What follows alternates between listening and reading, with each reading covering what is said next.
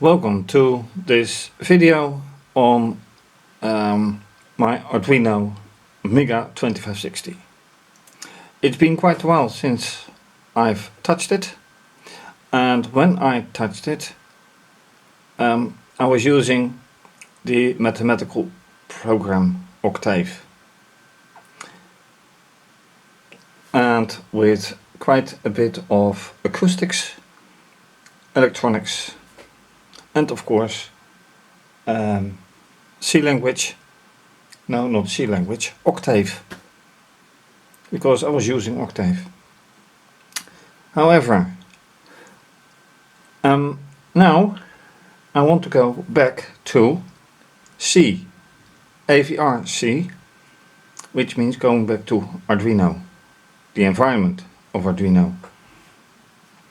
And that means this has to go, and staying only this. I have no idea how that will end up.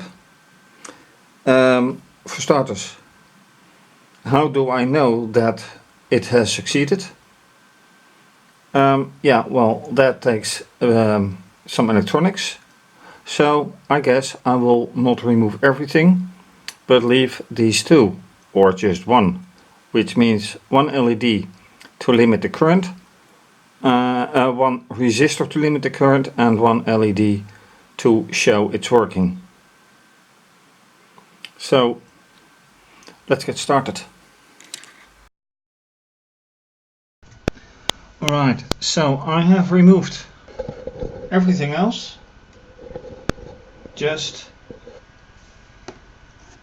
this one green LED wired properly. In Schematics, port 22, well, this can go, because this is all Arduino stuff, and LED, well, you know, this will be resistor 1, and this will be LED 1. Let's keep it that way. And you might notice the S3 here, it's series 3. I haven't checked anything yet. Just a constant input digital out pin 22, because it's an output. I have to define that. And yes, I took this from version 2, so I will save this as 3.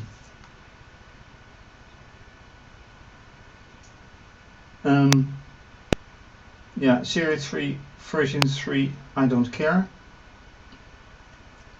Make it 3. Then what I also have to do is set everything for the proper board, which means this one.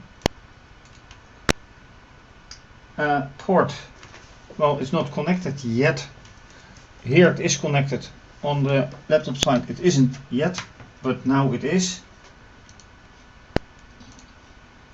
So what will it see? Yes, here. Very good. Another thing to do, maybe get board info. I don't. Oh, it does find it. That's very positive. Processor, yes, that's good. All seems well, but I have to program it properly. So this will be digital. So on and off. For analog values I could use pulse modulation, but I just want to find out if this is working properly with just Arduino. For Octave I had to reprogram to reload everything on the board, basically removing the Arduino firmware, so I am very curious if this is going to work out anyway. This code can go. Serial begin, yes. Pin mode, oh, very important. This one can go pin mode. I have to set pin mode 22 for output. Then this one can go. Then digital write, if I remember correctly. Digital out, pin 22, which will be true, and that will be to LED. 1. Print line test. Looks good. Let's now see if things actually do work out. So, programming in theory done. Let's upload and see if things will work, or that I will find a USB error. Who knows?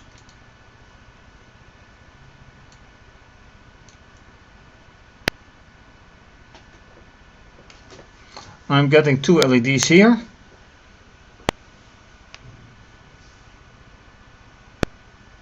Done uploading. That's quite fast. Serial monitor.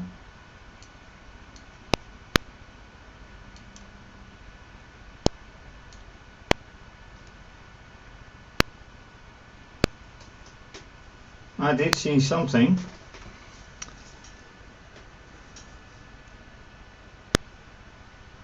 The only thing is, what did I see?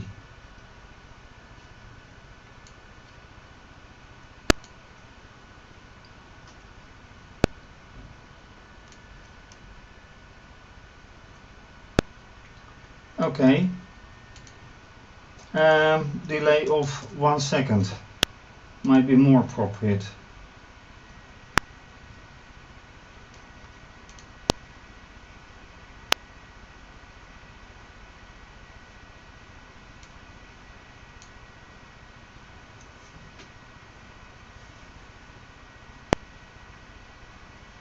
So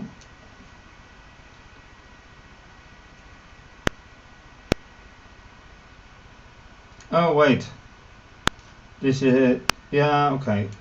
This is maximum speed.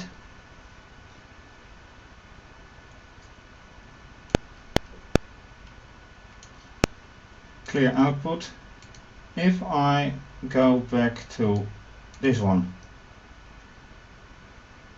See, that is much better. The other speed is for my other project, my ESP32 project. This is much better, but the LED isn't. Now it works.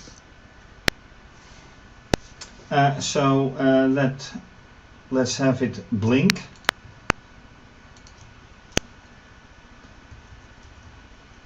That means that I go,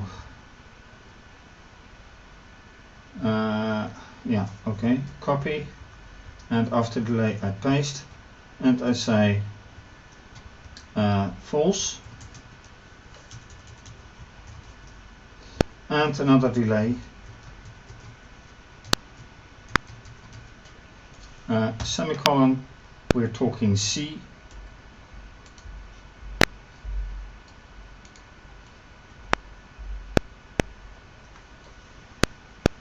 And we have a nicely blinking LED again, which means that the transition from Octave to original C using the Arduino Mega2560 has succeeded. That is, I haven't tested all functionality. For example, a switch like this from Visitechniek,